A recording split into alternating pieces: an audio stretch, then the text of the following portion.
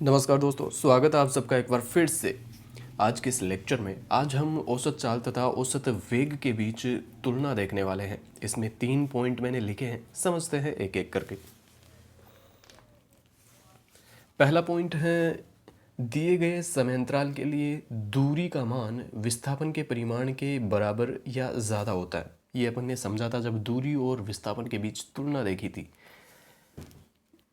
दो बिंदु मैंने लिए थे ए और बी, और मैंने कहा था कि इन दोनों के बीच दूरियां अनंत हो सकती हैं। ये भी एक दूरी है इन दोनों के बीच, ये भी एक दूरी है, ये भी एक दूरी है, और ये भी एक दूरी है, और ऐसे ही अनंत पथ हो सकते हैं। और मैंने आपको ये भी समझाया था कि इन दोनों के बीच जो न्यूनतम संभव दूरी है वही विस्थापन होता है। तो ये विस्थापन होगा। तो विस्थापन का जो मान है परिमाण, वो दूरी के बराबर होगा या दूरी से कम होगा। मतलब दूरी या तो विस्थापन के बराबर हो सकती है विस्थापन के परिमाण के, जैसा कि इसमें है। यहाँ विस्थापन का जो परिमाण है वो न्यूनतम दूरी के बराबर है, लेकिन इस वाले मामले में दूरी का मान विस्थापन के परिमाण से ज़्यादा है। तो दूरी विस्थापन के परिमाण के बराबर या ज़्यादा हो सकती है। हम जानते हैं दूरी में ही समय का भाग देने पर औसत चाल बनती है, और विस्थापन में समय का भाग देने पर औसत वेग बनता है। तो औसत चाल या तो औसत वेग के परिमाण के बराबर होगी या ज़्यादा होगी। तो फिर क्या नहीं हो सकता? एक कंडीशन यहाँ पर जो रह गई है, औसत चाल औसत वेग का परिमाण, ये गलत है, ये कभी नहीं हो सकता। औसत वेग का जो परिमाण है वो औसत चाल से ज़्यादा नहीं हो सकता कभी भी। या तो औसत चाल का जो मान है वो औसत वेग के परिमाण के बराबर होगा या फिर ज़्यादा होगा। दूसरा पॉइंट है, गतिमान कण के लिए औसत चाल कभी ऋणात्मक अथवा शून्य नहीं हो सकती, जबकि औसत वेग धनात्मक, ऋणात्मक अथवा शून्य हो सकता है। ये मैंने समझाया था आपको। औसत चाल एक अदिश राशि है, और अदिश राशि में प्लस माइनस नहीं लिया जाता,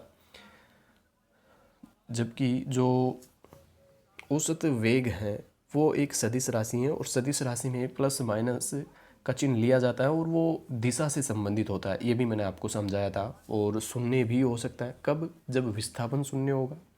एक केस मैंने लिया था जब मैंने कहा था कि एक कण मूल बिंदु से शुरू कर चलना प्रारंभ करता है, विस्थापन बढ़ रहा है अभी, लेकिन अब घटने लगा है, विस्थापन घटने लगा है, और ये घटते घटते इस बिंदु पर जब कण वापस आ जाएगा तो ज़ीरो हो जाएगा। जब विस्थापन ज़ीरो हो गया तो औसत वेग अपने आप शून्य हो जाएगा, क्योंकि औसत वेग विस्थापन बटे समय होता है।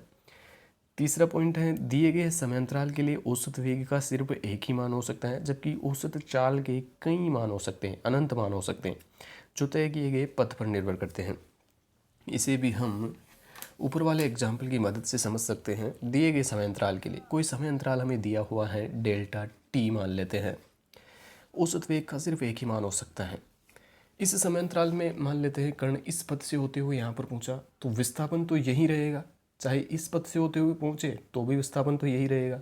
इन दोनों के बीच जो न्यूनतम संभव दूरी है वही विस्थापन होगा। किसी भी पथ से होते हुए कण ए से बी बिंदु पर पहुँचे, विस्थापन का मान एक ही रहने वाला है, वो नहीं बदलने वाला। जबकि दूरियां अलग अलग हो सकती है। इस मामले में दूरी अलग है यदि इस पथ से होते हुए जाए, यदि इस पथ से होते हुए जाए तो दूरी का मान अलग होगा, और इस पथ से होते हुए जाए तो दूरी का मान अलग होगा।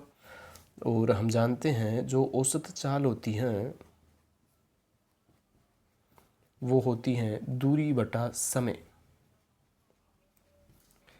दूरियां लगातार बदल रही हैं, जबकि समय हमें कहा गया है डेल्टा टी है। ये जो समय है, दिए गए समय अंतराल का मतलब एक निश्चित समय अंतराल हमें दे दिया गया है, उसको अपन ने डेल्टा टी माना है। तो दूरी का मान लगातार बदल रहा है। इस वाले पथ के लिए दूरी अलग है, इस वाले पथ के लिए अलग है, और इस वाले पथ के लिए अलग है। तो औसत चाल भी बदलती जाएगी, जबकि विस्थापन का मान तो एक ही रहेगा, चाहे कण इस पथ से होते हुए भी बिंदु तक पहुँचे, चाहे इस पथ से होते हुए भी बिंदु तक पहुँचे।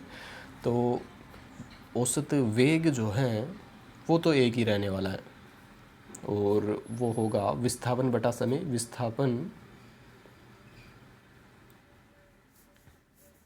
बटा समय, और विस्थापन ये अपन ने डी माना है, और समय डेल्टा टी। तो ये तो एक ही मान रहेगा, जबकि ये मान बदलता रहेगा। तो ये मान अनंत हो सकते हैं, जबकि औसत वेग का मान केवल 1 होगा। तो ये 3 पॉइंट थे औसत चाल और औसत वेग के बीच तुलना में, जिनको मैंने एक एक करके समझाया यहाँ पर। बाकी अगले लेक्चर में हम कुछ प्रश्न देखेंगे औसत वेग और ताक्षणिक वेग पर आधारित।